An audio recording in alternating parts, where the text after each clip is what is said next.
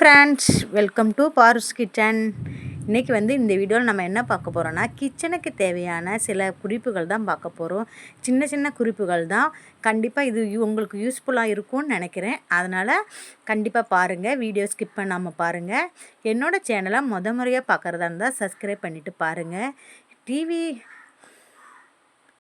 கண்டிப்பாக ஏதோ ஒரு டிப்ஸ் உங்களுக்கு கண்டிப்பாக யூஸ்ஃபுல்லாக இருக்கும். அதனால் வீடியோவை ஸ்கிப் பண்ணாமல் பாருங்கள். வாங்க வீடியோக்குள்ளே போகலாம். ஃபஸ்ட் டிப் என்னன்னு நம்ம பார்த்துருவோமா? ஃபஸ்ட்டு இப்போ நான் என்னடா நகை பாலிஷ் எடுத்திருக்காங்களான்னு பார்க்குறீங்களா? நகை பாலிஷ் தான் எடுத்திருக்கேன். இதில் சேஃப்டி பின் எடுத்திருக்கேன். நம்ம புடவெல்லாம் கட்டும்போது, புடவையோ துப்பட்டாவிலையோ நம்ம இந்த மாதிரி சேஃப்டி பின் போடும்போது அந்த இடத்துல சிக்கி அந்த இடமே புடவை பின்னு குத்துற இடத்துல ஓட்டையாக போயிடும். அதில் நம்ம ஆசையாக அழகாக இருக்குன்னு சொல்லி வச்சுருக்க அந்த புடவை, ப்ளவுஸு அதுதான் நமக்கு வேஸ்ட்டாக போயிடும்.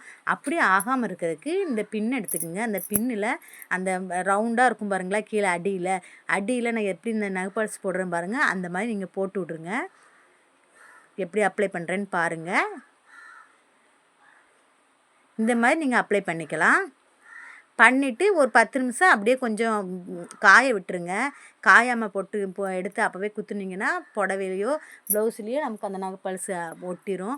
அதனால் கொஞ்சம் நேரம் காஞ்சதுக்கப்புறம் எடுத்து நீங்கள் சேரீக்கு இந்த மாதிரி ப்ளவுஸ் பின்னு போட்டுக்கலாம். பின்னு போட்டிங்கன்னா அந்த சைடு இந்த சைடும் வரவே வராது. நம்ம எப்படி குத்துறோமோ அந்த மாதிரி நிற்கும்.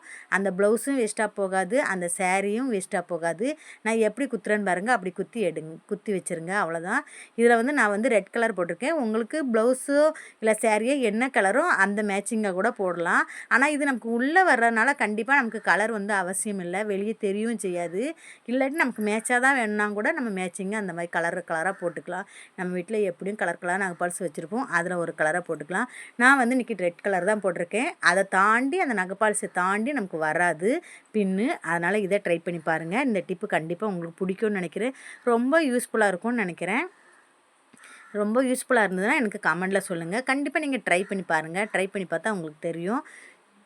என்னோடய சேனலை முறையாக பார்க்குறதா இருந்தால் ஸ்கிப் பண்ணாமல் சப்ஸ்கிரைப் பண்ணிவிட்டு பாருங்கள்.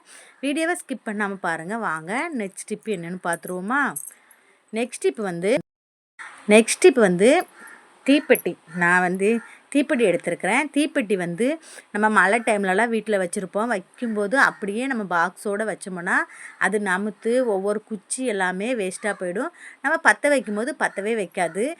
அதனால் நம்ம தீப்பெட்டி நம்ம கடையிலேருந்து பாக்ஸாக வாங்கிட்டு வந்ததுமே இந்த மாதிரி ஒரு கவர் எடுத்துக்கோங்க. கடையிலலாம் பிக்கப் கவர் வாங்குவோம்ல, மளிகை ஜாமான்லாம் கொடுப்பாங்களே, அந்த மாதிரி கவர் எடுத்துக்கோங்க.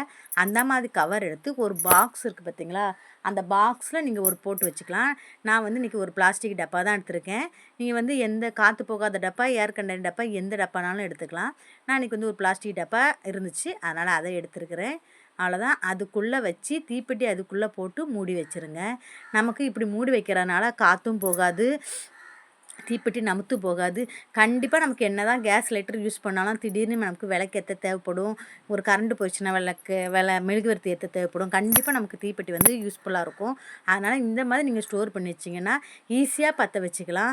ஈஸியாக நமக்கு ஐயோ நமுத்து போச்சுன்னு நினைக்க வேண்டியதில்லை. தீப்பெட்டியும் நமக்கு வேஸ்ட் ஆகாது. அதனால் இந்த மாதிரி நீங்கள் கண்டிப்பாக ட்ரை பண்ணி பாருங்கள்.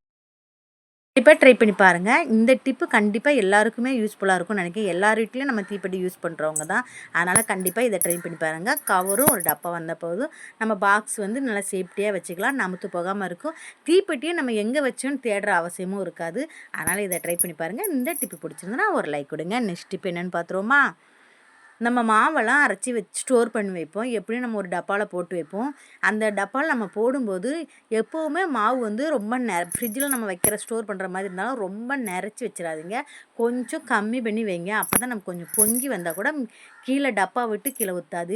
இல்லாட்டி நம்ம அப்படி வச்சிட்டோம்னா டப்பா விட்டு கீழே ஊற்றி திடீர்னு கரண்ட் ஏதாவது போயிடுச்சுன்னா டப்பாலேருந்து கீழே ஊற்றி ஃப்ரிட்ஜே நமக்கு வேஸ்ட்டாக போயிடும். அதுக்கப்புறம் எல்லாமே நம்ம ஃப்ரிட்ஜை நம்ம க்ளீன் பண்ணுற மாதிரி இருக்கும். அதனால் கொஞ்சம் கம்மியாக வச்சுக்கிங்க. கம்மியாக வச்சுட்டு இந்த மாதிரி வாழை இலை இருந்துச்சுன்னா அதை நீங்கள் மாவு மேலே போடுங்க. போட்டுட்டு மூடி வைங்க. மாவு அந்த இலையை தாண்டி மேலே கொட்டாது. இதை நீங்கள் ட்ரை பண்ணி பாருங்கள். அதனால் மாவு வைக்கும்போது கொஞ்சம் அளவு டப்பாவை நம்ம வைக்கிற பாக்ஸை விட கொஞ்சம் கம்மியாக வச்சுட்டு இந்த மாதிரி வாழை இலையை நீங்கள் மேலே போட்டு மூடி ஃப்ரிட்ஜில் வச்சிட்டிங்கன்னா கரண்டே போனால் கூட நமக்கு பொங்கி கீழே ஒத்தாது. ரொம்ப யூஸ்ஃபுல்லாக இருக்கும்னு நினைக்கிறேன். இந்த டிப் கண்டிப்பாக எல்லாருக்குமே யூஸ்ஃபுல்லாக இருக்கும்னு நினைக்கிறேன். கண்டிப்பாக நீங்கள் இதை ட்ரை பண்ணி பாருங்கள். எப்படி இருந்துன்னு எனக்கு கமெண்ட்டில் சொல்லுங்கள். இந்த டிப்பு பிடிச்சிருந்தா ஒரு லைக் கொடுங்க. நெக்ஸ்ட் டிப் என்னென்னு பார்த்துருவோமா? நெக்ஸ்ட் இப்போ வந்து சர்க்கரை டப்பா தான் எடுத்துருக்கிறேன். சர்க்கரை டப்பாவில் நம்ம எறும்பு வராமல் இருக்கிறதுக்கு கிராம்பெல்லாம் போடுவோம். கிராம்பு போட்டால் என்ன, உள்ளேயே நம்ம சர்க்கரைக்குள்ளே போடனால நம்ம திடீர்னு டீயிலையோ பாயாசத்துலேயோ போடும்போது கிராம்பு வந்து விழுந்துருது. பசங்க டீ குடிக்கும்போதோ பாயாசத்துக்கு வரும்போது ரொம்ப அவங்களுக்கு டிஸ்டர்பாக தெரியுது. அதனால் நீங்கள் சர்க்கரை டப்பாக்குள்ளே நீங்கள் கிராம்பை போடாமல் இந்த மாதிரி நம்ம சர்க்கரையை வாங்கிட்டு வர கவரை எடுத்துக்கோங்க. கவரை எடுத்து அதை சின்னதாக கட் பண்ணிக்கோங்க. கட் பண்ணிவிட்டு இதுக்குள்ளே நம்ம அந்த கிராம்பை போட்டுடலாம். போட்டுட்டு அதில் சின்னதாக சின்ன சின்ன ஹோல்ஸாக 2-3 ஹோல்ஸ் போட்டு விட்ருங்க. ஹோல்ஸ் போட்டுட்டு அந்த மூடி மேலே செல்லோ டேப் வச்சு ஒட்டிடுங்க. என்கிட்ட வந்து செல்லோ டேப் இல்லை, இந்த மாதிரி டபுள் ஸ்ட்ரைட் டேப் தான் இருந்துச்சு. அதனால் இன்னொரு அட்டை ஒட்டுற டேப் இருந்துச்சு. அதனால் அதில் கொஞ்சமாக எடுத்து ஒட்டியிருக்கிறேன். நீங்கள் செல்லோ டேப் இருந்தால் கண்டிப்பாக அதை வச்சே ஒட்டிக்குங்க. இப்படி நீங்கள் மூடியில் ஒட்ட வைக்கிறனால சர்க்கரைக்கு எறும்பும் வராது, கிராம்பும் நமக்கு வந்து சாப்பிடும்போது சர்க்கரை சாப்பிடும்போது டிஸ்டர்பாக இருக்காது. இது ரொம்ப யூஸ்ஃபுல்லாக இருக்கும்னு நினைக்கிறேன். இது புது மாடலாக இருக்கும். இது வந்து புது டிப்பு, எங்கேயும் பார்த்துருக்க மாட்டீங்க. அதனால் இந்த டிப்பு கண்டிப்பாக எல்லாேருக்கும் யூஸ்ஃபுல்லாக இருக்கணும். இதை நீங்கள் ட்ரை பண்ணி பாருங்கள். இந்த டிப்பு பிடிச்சிருந்ததுன்னா ஒரு லைக் கொடுங்க.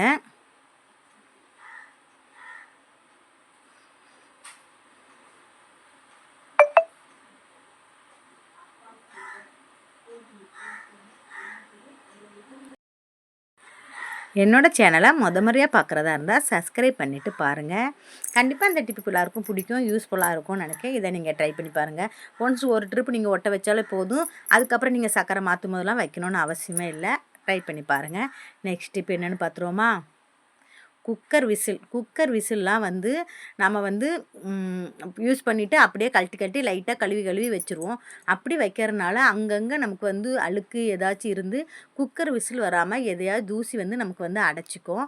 அப்படி அடைக்காமல் இருக்கிறதுக்கு இந்த மாதிரி ஒரு 10 நாளுக்கு ஒரு வாட்டி இந்த மாதிரி நீங்கள் குக்கர் விசிலை க்ளீன் பண்ணி வச்சுருங்க. டீப் க்ளீன் பண்ணி அப்படி வச்சிங்கன்னா குக்கர் விசில் ரொம்ப நாள் வரும். எதா அடைச்சிட்டு நமக்கு குக்கர் வந்து மூடி கலண்டுருச்சு, உளுந்துருச்சு, விசில் வந்து வரல அப்படின்னு அந்த மாதிரி ப்ராப்ளமே வராது. இந்த மாதிரி விசில் எடுத்துக்கோங்க. அதில் கொஞ்சம் தண்ணி ஊற்றிக்கலாம். தண்ணி ஊற்றிட்டேன் பாருங்கள். தண்ணி ஊற்றிட்டு விம் லிக்விடு, நம்மக்கிட்ட என்ன லிக்விட் இருக்கோ அந்த லிக்விடு கொஞ்சமாக சேர்த்துக்கலாம். நான் என்கிட்ட இருக்க லிக்விடு கொஞ்சம் ஊற்றிக்கிறேன். விம் லிக்விடு தான் என்கிட்ட இருக்குது. அதை ஊற்றிட்டு கொஞ்சமாக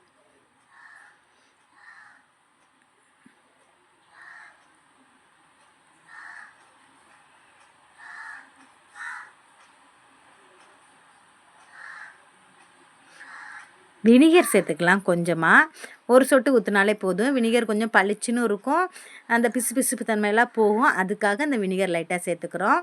அதனால் இதை நல்லா கலந்துட்டு ஒரு ப்ரெஸ் எடுத்துக்கோங்க, வேஸ்ட்டான ப்ரெஸ்ஸு. அதை வச்சு எல்லாத்தையும் நல்லா தேய்ச்சி கழுவுங்க. எப்படி பாருங்களேன், உள்ளே எப்படினாலும் நமக்கு உள்ளே ஏதாச்சும் அழுக்கு ஏதாச்சும் இருக்கும். நம்ம டெய்லி இந்த மூடி அவுத்து நம்ம கழுவ போகிறத சும்மா லைட்டாக கழுவி மட்டும் வைப்போம். இந்த மாதிரி நம்ம வந்து ஒரு வாரத்துக்கு ஒருக்காவோ 10 நாளுக்கு ஒரு வாட்டி இந்த மாதிரி டீப் க்ளீனிங் பண்ணுங்கள். குக்கர் விசில் வந்து நமக்கு வந்து ரொம்ப நாள் வரவும் செய்யும். நான் அடைச்சிட்டுங்கிறங்க ப்ராப்ளம் வராது. இதை நீங்கள் ட்ரை பண்ணி பாருங்கள். கண்டிப்பாக இது எல்லாருக்கும் யூஸ்ஃபுல்லாக இருக்கும்னு நினைக்கிறேன். நல்லா தேய்ச்சிருவோம். அந்த ப்ரெஸ்ஸை வச்சு தேய்க்கிறனால சின்ன சின்ன ஹோல்ஸ் இருக்கும் பார்த்திங்களா, அதுக்குள்ளே அழுக்கு இருந்தால் கூட வந்துடும். இந்த மாதிரி ப்ரெஸ்ஸை வச்சு நம்ம தேய்க்கிறனால.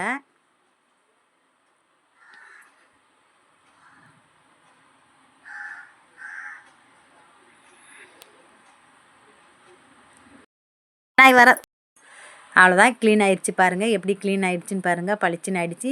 இந்த மாதிரி நீங்கள் வாரத்துக்கு ஒரு நாளோ 10 நாளைக்கு ஒரு வாட்டி கண்டிப்பாக இந்த மாதிரி டிப் க்ளீன் பண்ணிங்க. நமக்கு வந்து குக்கர் விசில்னால ப்ராப்ளம் வராது. இதை ட்ரை பண்ணி பாருங்கள். இந்த டிப்பு எல்லாருக்கும் பிடிச்சிருக்கோன்னு நினைக்கிறேன். கண்டிப்பாக இந்த டிப்பு பிடிச்சிருந்தா ஒரு லைக் கொடுங்க. என்னோடய சேனலை முறையாக பார்த்தா கண்டிப்பாக சப்ஸ்கிரைப் பண்ணுங்கள். அப்புறம் வந்து இவ்வளோ நேரம் வீடியோ பார்த்ததுக்கு மிகவும் நன்றி.